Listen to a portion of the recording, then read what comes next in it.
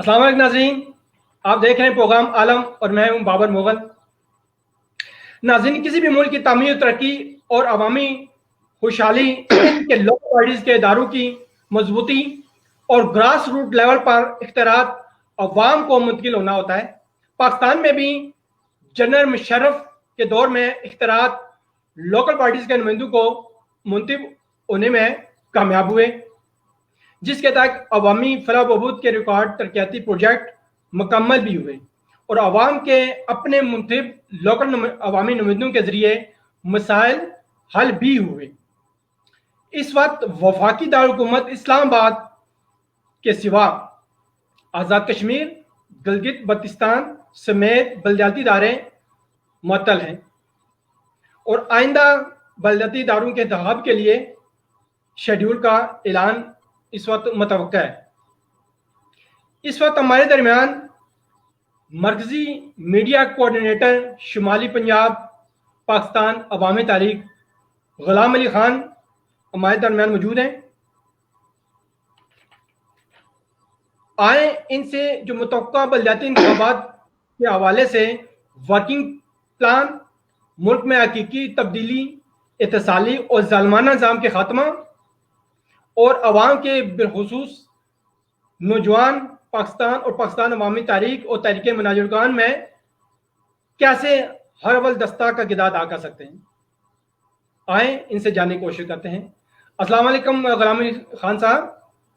जी वालेकुम अस्सलाम, बड़ी मेहरबानी जनाब बाबर बोल साहब, आपने हमें यहाँ पे अपना मौक़िफ़ रखने के लिए टाइम दिया, बहुत शुक्रिया जनाब का। Welcome welcome.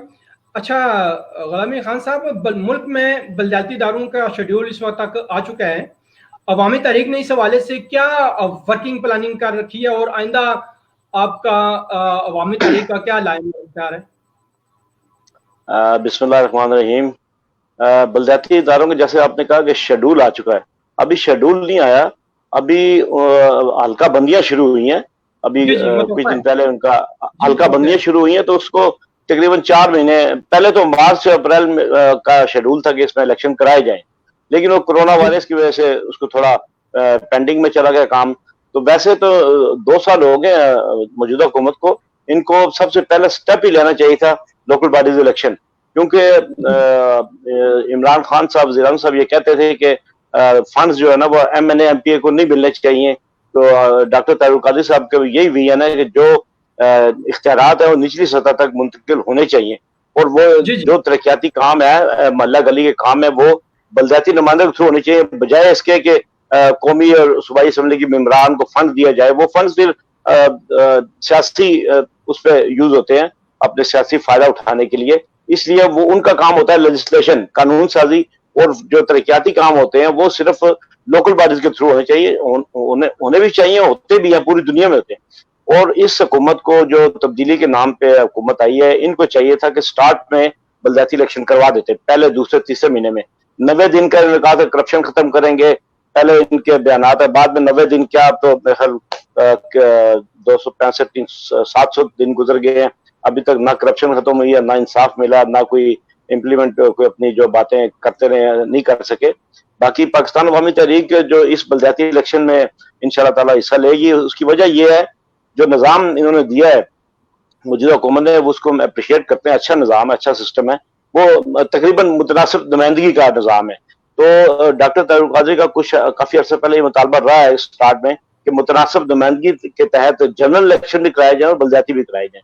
उस निज़ाम को देखते हुए पाकिस्तान अवामी तहरीक ने ये फैसला किया है कि बलदियाती इलेक्शन में भरपूर हिस्सा लिया जाएगा। उसके लिए बाकायदा हमने 1-2 रोज पहले जो आपने देखा होगा एक्टिविटीज, सियासी एक्टिविटी का स्टार्ट करने का ऐलान किया है शुमाली पंजाब की सतह पे, क्योंकि कोरोना वायरस की वजह से तमाम एक्टिविटीज रुक गई थी।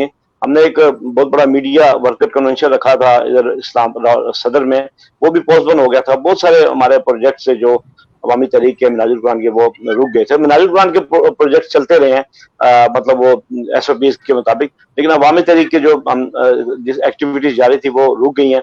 अभी हमने कुछ हमारे पाकिस्तान अवामी तहरीक शुमाली पंजाब सदर हैं कादिर शफीक साहब, मलक ताहिर जवेद साहब, सीनियर नायब साहब, हमने परसों इसका ऐलान किया कि सियासी एक्टिविटीज हम اس کا آغاز کر رہے ہیں. اس کے لیے سب سے پہلے ہم نے انشاءاللہ تعالیٰ ابھی شمالی پنجاب کا بھرپور اجلاس ہوگا. بلدیاتی الیکشن اس کا ایجنڈا ہے, مین پوائنٹ 1 پوائنٹ ایجنڈا ہوگا. اس اجلاس کے بعد پھر ہم نے ایک سرگودا ڈویژن, 2 ڈویژن ہے شمالی پنجاب کے اندر, ایک سرگودا ڈویژن اور راولپنڈی ڈویژن میں انشاءاللہ تعالیٰ بڑے پیمانے پر بلدیاتی کنونشن ہوں گے. اس میں مرکزی, صوبائی اور ضلعی قیادت اور کارکنان نچلی سطح تک شرکت کریں گے. ان کو بلدیاتی نظام کی افادیت کا بتایا جائے گا اور اپنے نمائندے جو ہر یونین کونسل میں کھڑا کرنے کی ان کو باقاعدہ مطلب ہدایات دی جائیں گی اور اس میں بریفنگ دی جائے گی, کیونکہ یہ نچلی سطح جو الیکشن ہے یہ لوکل باڈیز, لوکل ایکٹیویٹی ہے. اس کے ذریعے ہے کہ آپ کے عوام سے رابطے بھی ہوتے ہیں اور آپ لوگوں کے جو خدمت کا اصل جو خدمت ہے نا, عوام کی خدمت انسانیت, وہ لوکل سطح پہ ہو سکتی ہے. لوکل لوگوں کے مسائل ہوتے ہیں جو قومی اور صوبائی اسمبلی کے ممبران کی پہنچ سے باہر ہوتے ہیں. اب ہمارے جو قومی اور صوبائی اسمبلی کے ممبران ہیں, معذرت کے ساتھ وہ قابل احترام ہے شیخ رشید صاحب, MNA ہیں ہمارے اس علاقے کے, اور جازی خان صاحب وہ MP ہیں. ہم نے ان کو شیخ رشید صاحب کو بھی سپورٹ کیا, جازی خان صاحب کو بھی سپورٹ کیا, اور بلکہ شیخ رشید صاحب کو تو پہلے بھی کرتے ہیں, جب سے نون لیگ چھوڑی اس کے بعد ہم ان کو سپورٹ کرتے آئے ہیں, ان کے ساتھ چلتے رہے. لیکن وہ انہوں نے سانے والے ٹون پہ بہت زیادہ آواز اٹھائی اس دوران جب الیکشن سے پہلے, لیکن الیکشن کے بعد سانے ماڈل ٹاؤن کو بالکل یکسر بھول گئے. وہ بھی بھول گئے, عمران خان صاحب بھی بھول گئے, جنہوں نے کہا تھا 1 مہینے میں انصاف دیں گے ہم. مطلب سانے ماڈل ٹاؤن کو اگنور کیا, لوگوں کو مسائل پھر رابطے میں نہیں ہے. اور دوسرے جازی خان صاحب, ان کی ہم نے سپورٹ جو کی تھی, ہم نے میرے یہاں پہ یہیں پہ ہمارے رہائش گاہ پہ 2-3 مرتبہ ان کو بلایا اور بڑی گیدرنگ تھی, اور ہمارا مطالبہ صرف یہ تھا کہ سانیہ ماڈل ٹاؤن کی آپ لوگوں نے اسمبلی میں جا کے آواز اٹھانی. باقی ہمارا کوئی مطالبہ غیر مشروط عوائد تھی, ووٹ دیے اس لیے دیے کہ چلو تبدیلی آ جائے. ویسے ہمارا یہ پاکستان عوامی تحریک کی مرکزی سطح میں سپورٹ. آپ نے سانیہ ماڈل ٹاؤن کے حوالے سے بات کی ہے, تو اس سانے کو تقریباً 5 سال کا عرصہ گزر چکا ہے, تو اس کے جو لواقین ہیں تو مطلب ابھی تک وہ دربدر کی ٹھوکریں کھا رہے ہیں, ان کو انصاف نہیں ملا. اس کی کیا وجہ ہے؟ سر پہلی بات تو یہ کہ آپ تھوڑی سی کریکشن کر دیں. آپ نے پہلے بھی ایک پروگرام میں وہ یاسین صاحب کے ساتھ 5 سال کا, یہ 6 سال ہو گئے ہیں, کیوں 2014 17 جون اور آج 2020 ہے, اور 4 سال نون لیگ کی حکومت گزر گئی اور 2 سال یہ تبدیلی والی سرکار کی ہو گئے تقریباً. لیکن 6 سال میں انصاف نہیں ملا. انصاف وہ کوئی مسئلہ, ویسے میں کریکشن آپ کی کرائی ہے, لیکن یہ بڑا دکھ کی بات ہے کہ 6 سال میں انصاف نہیں مل سکا. حالانکہ پاکستان کی 3 طاقتور ترین شخصیات نے ڈاکٹر طاہر القادری صاحب کو اور سانے ماڈل ٹاؤن کے لوائقین کو یقین دلایا تھا کہ آپ کو انصاف ملے گا. سب سے پہلے یہ ذکر کرنا ضروری ہے کہ 72 دن دھرنا دیا عوامی تحریک نے, اس کے بعد FIR کٹی, وہ بھی جنرل اس وقت کے جنرل راحیل شریف صاحب نے انٹروین کیا, وہ مداخلت کی, اور ان کے کہنے پہ FIR کٹی. انہوں نے ڈاکٹر طاہر القادری صاحب سے یہ کہا کہ آپ کو انشاءاللہ انصاف ملے گا, یہ وعدہ انہوں نے کیا. ٹھیک, دوسری جو طاقتور ترین شخصیت تھی سابق چیف جسٹس ثاقب نثار صاحب, انہوں نے جب سپریم کورٹ میں دوسری JIT کے ہم نے اپلائی کیا, JIT کے آرڈر کیے انہوں نے, اس وقت انہوں نے ڈاکٹر طاہر القادری صاحب سے یہ کہا کہ آپ کا کیس ہمارے پاس آ گیا, آپ نے اب سڑکوں پہ نہیں آنا, آپ نے احتجاج نہیں کرنا, آپ کو انصاف ہم دیں گے. یہ جسٹس ثاقب نثار صاحب کا یہ دعویٰ تھا, ان کا وعدہ تھا. تیسری پاورفل شخصیت جناب محترم وزیر اعظم صاحب عمران خان صاحب, انہوں نے ڈاکٹر صاحب کے ساتھ متعدد بار یہ وعدے کیے, پریس کانفرنس میں کہا, ویسے اپنے جلسوں میں کہا کہ سانیہ ماڈل ٹاؤن کو 1 مہینے میں انصاف ملے گا, کیونکہ ثبوت سارے TV میں موجود ہیں. تو نون لیگ کی حکومت تھی اس وقت, تو کہتے ہیں یہ تو مافیا ہے, یہ مافیا کسی کو انصاف نہیں دیتے, تو ہم نہ آئیں گے تو 1 مہینے میں انصاف دیں گے. تو اب ان کو 2 سال ہو گئے, انہوں نے سانیہ ماڈل ٹاؤن کا نام تک نہیں لیا, اور انصاف تو بڑی دور کی بات ہے. اس لیے ہم لوگ تو پاکستان عوامی تحریک کے جو ڈاکٹر صاحب اپنے کارکنان کے ساتھ کھڑے ہیں, مقدمات کا سامنا کر رہے ہیں. بلکہ جو ایک بات آپ کو یہ بڑے افسوس کے ساتھ کہنی پڑے گی, جو لوگ سانیہ ماڈل ٹاؤن کے خلاف احتجاج کے لیے نکلے, انصاف کے لیے نکلے, وہ جیلوں میں قید ہیں. بکر کی سرگودا کی جیلوں میں 107 افراد, ان میں سے 13 افراد کی ضمانت ہوئی ہے, اس وجہ سے کہ وہ بیمار تھے, بزرگ تھے. باقیوں کی ضمانت لگی ہوئی ہے, وہ اس کی بھی ابھی تاریخ کچھ دن بعد ہے. مطلب ہم پوری طریقے سے جان فشانی کے ساتھ, پیسہ بھی لگ رہا ہے, وکلاء بھی ہائر ہیں, سانیہ ماڈل ٹاؤن پہ فوکس کیے گئے ہیں. ہمارا بنیادی ڈاکٹر صاحب نے یہ کہا ہے کہ ہمارا ایمان کا حصہ ہے سانیہ ماڈل ٹاؤن کا صاف لینا. اس کے لیے ہماری دن رات اسٹرگل جاری ہے اور عدالتوں میں کیس ہیں. تو اس لیے احتجاج اس لیے نہیں کر رہے کہ 3 بڑی شخصیات نے وعدہ کیا ہوا لیکن وعدہ ابھی تک افاع نہیں ہوا, وہ پتہ نہیں کب وعدہ افاع ہوگا. دوسری بات میں ثانیہ ماڈل ٹاؤن کے حوالے سے یہ کرنا چاہوں گا, جب جسٹس ثاقب نثار صاحب کے پاس ڈاکٹر صاحب گئے, وہ بچی تنزیلہ جس کی والدہ کو شہید کیا گیا وہ بھی ساتھ تھی, تو اس وقت ثاقب نثار صاحب نے پنجاب گورنمنٹ سے کیا کہ نئی جے آئی ٹی بنانے کا آرڈر کیا, نئی جے آئی ٹی بن گئی. وہ پہلی بار نئی جے آئی ٹی جو بنی اس نے اپنا کام تفتیش کا مکمل کیا. یہ جو ملزم ہیں ثانیہ ماڈل ٹاؤن کے ملزمان نواز شریف, شہباز شریف, ان لوگوں سے بھی بیانات ریکارڈ ہو گئے, اس سے پہلے کبھی نہیں ہوئے. پھر وہ ٹیم جو ہے تفتیشی ٹیم ماڈل ٹاؤن میں آئی, انہوں نے وہ گوشہ درود جہاں پہ گولیاں لگی تھی اب ان کے نشانات, وہ ساری چیزیں معائنہ کیا, پورا تفتیش کی, انہوں نے رپورٹ مکمل کر دی. جب رپورٹ جمع کرانی تھی تو ایک سپاہی کے درخواست پر ہائی کورٹ نے اس کو جے آئی ٹی کو کام کرنے سے روک دیا. اس کی سمجھ نہیں آئی کہ سپریم کورٹ کے آرڈر سے بننے والی جے آئی ٹی کو ہائی کورٹ نے روک دیا. اس کے خلاف پھر پاکستان عوامی تحریک نے اپیل کی کہ اس کو جے آئی ٹی کو بحال کیا جائے. اس کی اللہ اللہ کر کے بہت مشکل سے 25 پچھلے مہینے کی جو جولائی کو تاریخ نکلی وہ پوسٹ پون ہوگی. اب 3 جولائی اس کی ڈیٹ ہے, کل اس کی ڈیٹ ہے. تو ہمیں امید ہے عدلیہ سے, پھر بھی ہم امید رکھے ہوئے ہیں کہ انشاءاللہ عدلیہ اس میں انصاف دے گی. تو کل تاریخ ہے اس کی, دیکھیں کل کے بعد کیا ہوتا ہے. باقی پاکستان عوامی تحریک ثانیہ ماڈل ٹاؤن سے نہ پیچھے ہٹی ہے نہ پیچھے ہٹے گی, اور جو لواحقین ہے ثانیہ ماڈل ٹاؤن کے جو شہداء ہیں ان کے جو لواحقین, ان کو شیخ رشید صاحب کا یہ کلپ ہے ٹی وی چینل کے بیانات ہیں, وہ سوشل میڈیا ابھی بھی چل رہے ہیں, میری ٹائم لائن پہ بھی ہے. انہوں نے کہا ہے کہ ڈاکٹر طاہر قادری صاحب کے کارکنان شہداء کی فیملیز کو 3 کروڑ روپے آفر ہوئی لیکن انہوں نے ٹھوڈا بھی نہیں مارا. انہوں نے کہا ہم اپنے قائد کے ساتھ کھڑے ہیں. یہ بڑی تاریخی الفاظ شیخ صاحب کے, جو مطلب ہماری جماعت کے نہیں ہیں, وہ ایک دوسری جماعت کے ہیں, بڑے لیڈر ہیں, 8 مرتبہ وزیر رہ چکے ہیں. انہوں نے یہ بات بار بار کہی ہے کہ ڈاکٹر طاہر قادری اور بھی بڑے بڑے اینکرز نے اس چیز کو تسلیم کیا ہے کہ وہ بکے نہیں ہیں. پاکستان عوامی تحریک کے کارکنان بکے نہیں ہیں, حالانکہ وہ شیخ رشید صاحب کے بقول کے ہفتہ 10 دن گزرتے ہیں, کوئی اگر شہید ہو جائے تو 5 لاکھ روپے ڈیمانڈ کرتے ہیں, ہمارے شہید کی قیمت لگی تھی وہ دیں. لیکن پاکستان عوامی تحریک کارکنان ڈاکٹر طاہر قادری کارکنان کو اپریشیٹ کرتے ہیں بہت سارے لوگ کہ وہ بکے نہیں کسی حال میں بھی. تو یہ بڑی چیز ہے. جس وقت ثانیہ ماڈل ٹاؤن رونما ہوا اس وقت اس میں کوئی شک نہیں کہ مسلم لیگ نون کی حکومت تھی, اور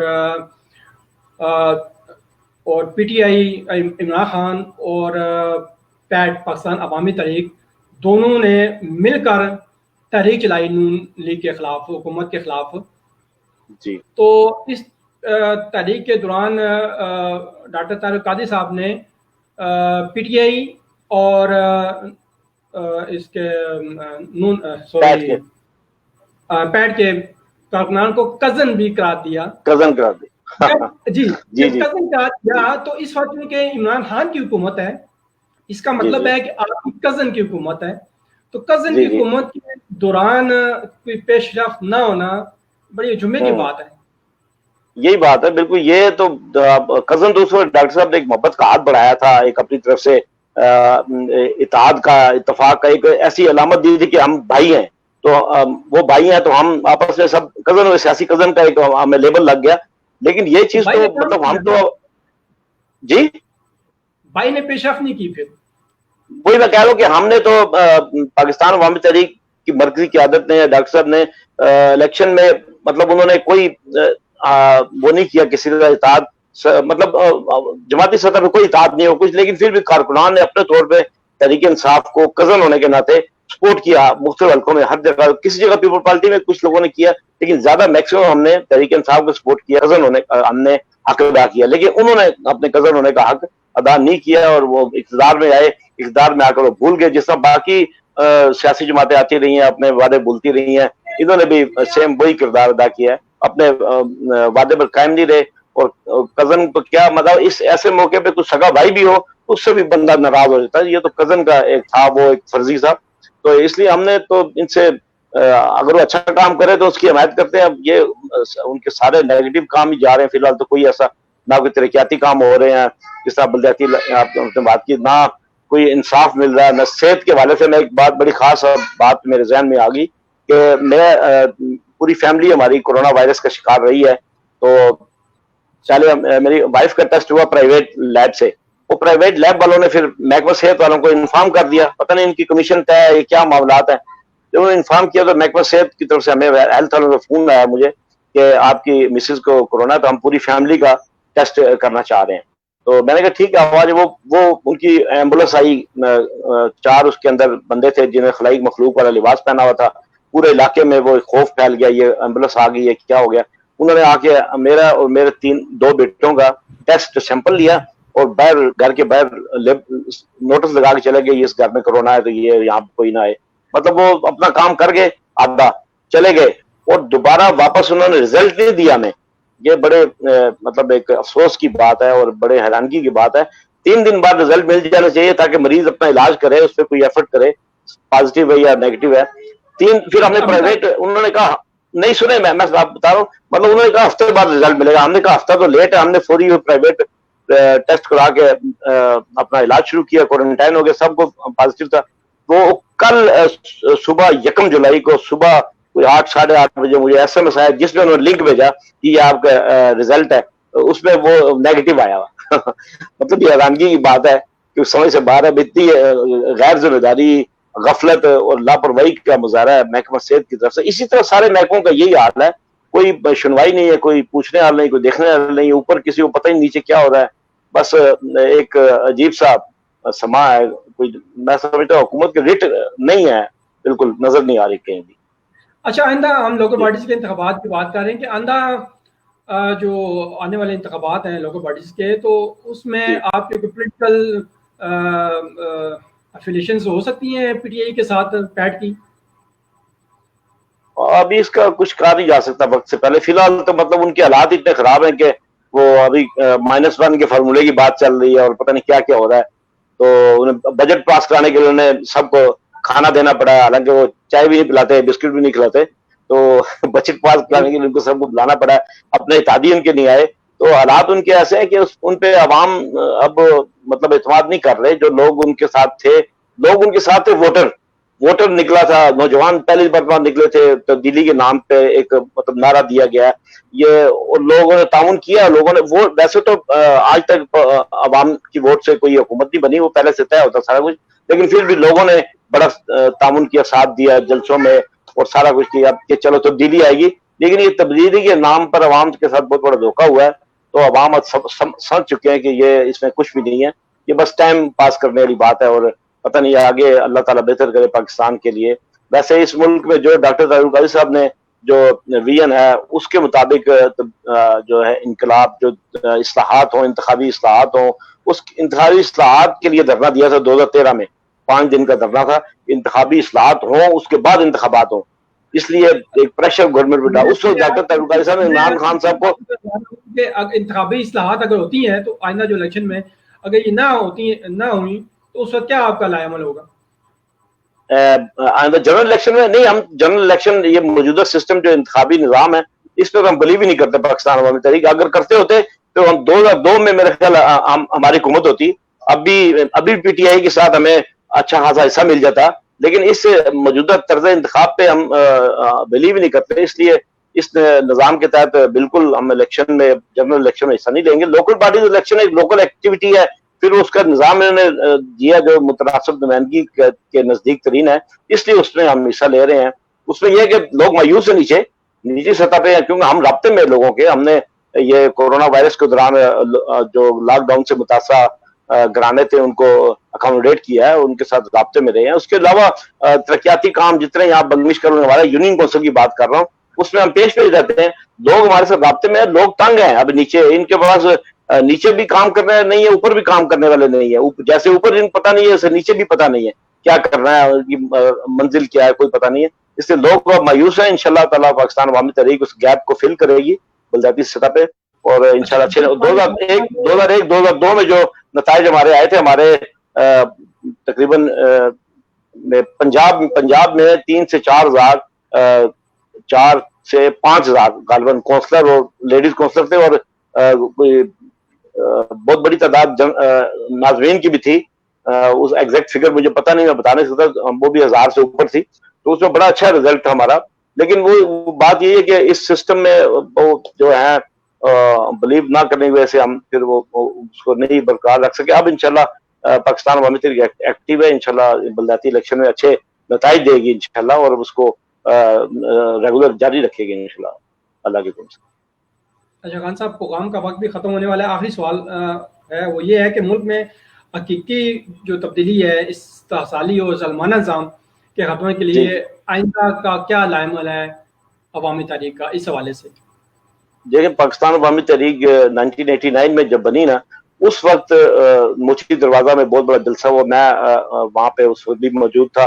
اس وقت ڈاکٹر طارق القادری نے جو باتیں اس وقت کی ہیں نظام کو بدلنے کی، آج بھی وہی بات کر رہے ہیں. آج جو مقتدر قوتیں اور بڑے تجزیہ کار، بڑے کالم نگار، بڑے جو لکھنے والے ہیں، وہ اس بات کو تسلیم کر چکے ہیں کہ ڈاکٹر طارق القادری کا جو ویژن ہے، جو نظام کی تبدیلی کا، جو اصلاحات کا، وہ استحصالی نظام جی ظالمانہ نظام ہے، عوام دشمن نظام ہے.